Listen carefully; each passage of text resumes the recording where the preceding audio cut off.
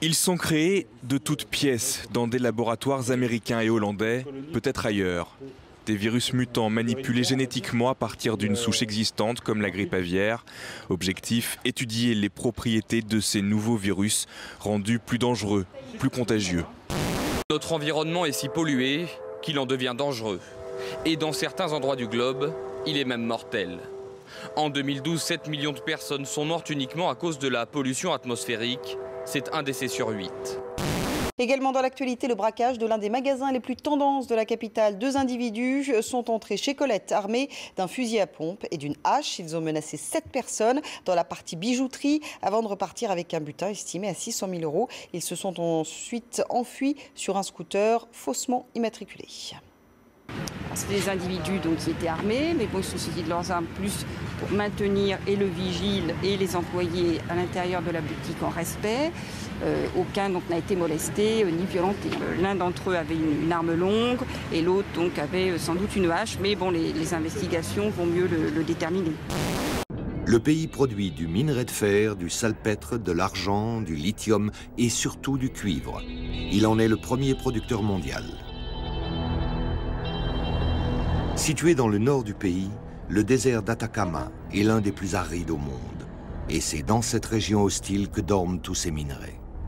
Pour les extraire, l'industrie ne lésine ni sur les moyens ni sur le matériel, mais elle laisse derrière elle un paysage de désolation. Regardez cette image digne d'un film hollywoodien. Un incendie spectaculaire s'est déclenché dans une université en construction à Houston, au Texas.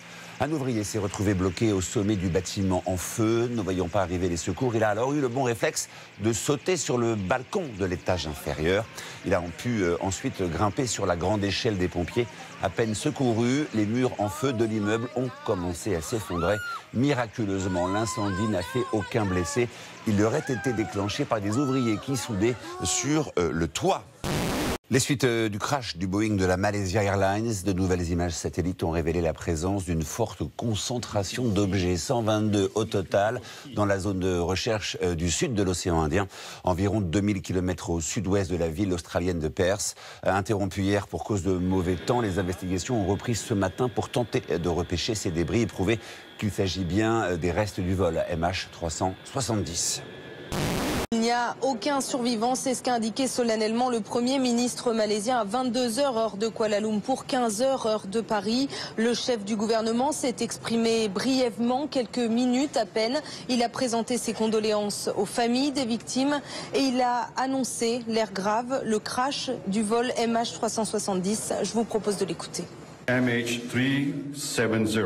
Le vol MH370 a emprunté le couloir sud. Sa dernière position connue est située au milieu de l'océan Indien, à l'ouest de Perth. C'est un endroit isolé, loin de toute piste d'atterrissage. C'est donc avec une profonde tristesse que je dois vous informer que d'après ces nouvelles informations, le vol MH370 s'est écrasé dans le sud de l'océan Indien. À 26 ans, Marion est une miraculée. En 2006, elle a été victime d'un accident vasculaire cérébral. Un caillot sanguin avait bouché une veine de son cerveau.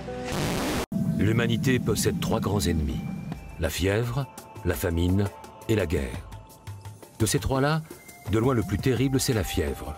Celle des marais, la malaria, encore appelée paludisme. Son responsable est un minuscule parasite véhiculé par des moustiques.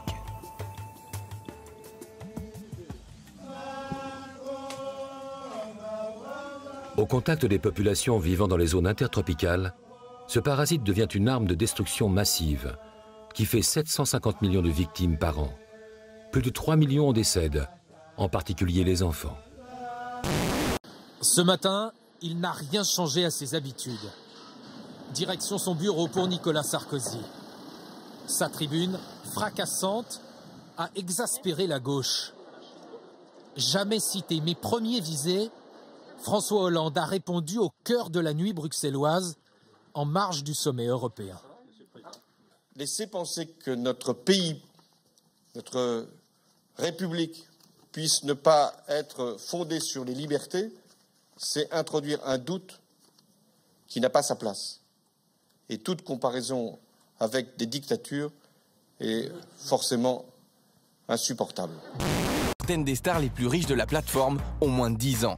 Il y a EvanTube, un Américain de 7 ans qui, dans ses vidéos, s'amuse à tester de nouveaux jouets. This week we have the Angry Birds Space Softido. Ces vidéos ont été vues 500 millions de fois. De son côté, la Turquie est privée de Twitter suite à l'intervention de son Premier ministre Recep Erdogan. La communauté internationale s'insurge. Fatma Issilboga, vous êtes la correspondante de BFM TV à Istanbul. Cette mesure est-elle vraiment efficace ?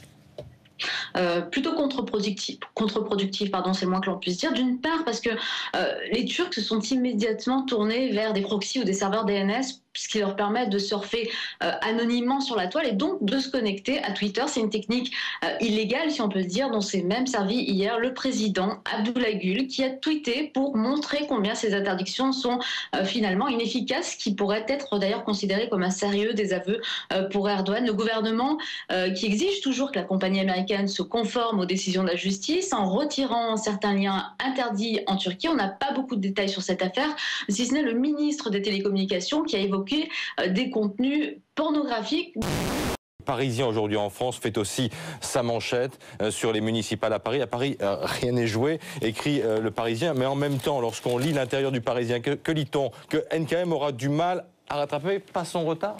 NKM aura du mal à rattraper, pas son retard. Il y a un secrétaire de rédaction qui va se faire taper sur la tête ce matin.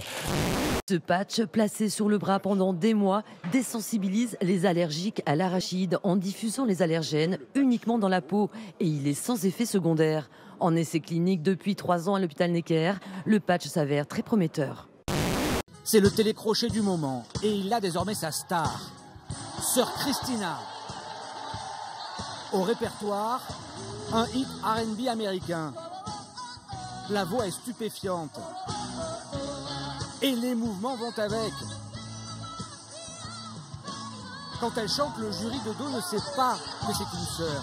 Mais quand il se retourne pour valider la performance, c'est la sidération. Sœur Christina, 25 ans, Ursuline, vit en couvent à Milan. Elle a la chanson dans la peau depuis qu'elle est toute petite. Et elle explique que ce sont les cantiques qui l'ont conduite à prononcer ses vœux.